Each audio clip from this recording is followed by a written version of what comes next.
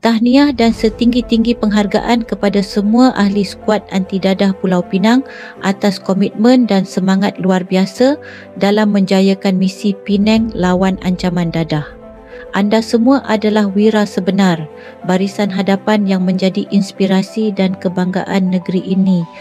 Teruskan perjuangan kerana setiap langkah anda membawa harapan untuk generasi bebas dadah.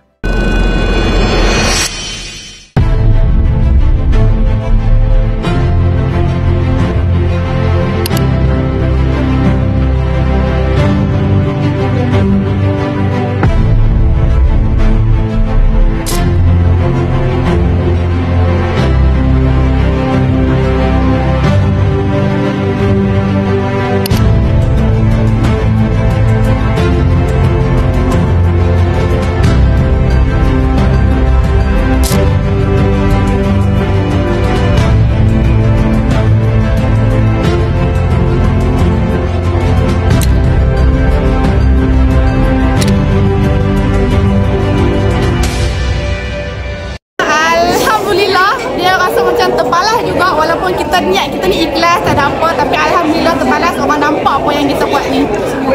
Itu je lah kot yang penting Ni dah menang. Menang apa ni? So apa perasaan? Lain tahun depan boleh cuba lagi. mana? SPO AJ. Ya, trofi kemenangan.